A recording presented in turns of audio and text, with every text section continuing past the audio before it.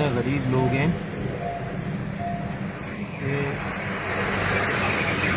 ऐसों की मदद करनी चाहिए। हम लोगों को ऐसों की मदद करनी चाहिए, बिल्कुल करनी चाहिए।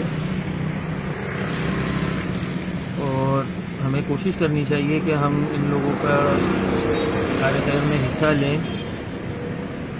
ये मेरे ख्याल से एक मोबाइल आई है और एक मोबाइल उतरी है। मेरे ख्याल से ये SHO हैं। ये मेरे ख्याल से SHO शरीफाबाद ही हैं। हाँ वही है वही। और अल्लाह इन्हें खुश रखे। प्यार तो ये प्यार करते हैं इनको बच्चों को। ये बहुत अच्छा काम है पुलिस की तरफ से।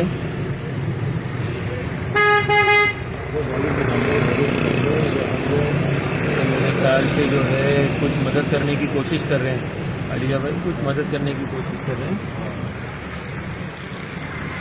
बहुत अच्छी बात है। ऐसे भी पुलिस अफसरान हैं, देख रहे हैं आप, ऐसे भी पुलिस अफसरान हैं कि मदद करते हैं। ये देखें शरीफाबाद है और ये शरीफाबाद का एरिया है। ये शरीफाबाद के SHO साहब हैं और ये मेरे ख्याल से वापस जा रहे हैं।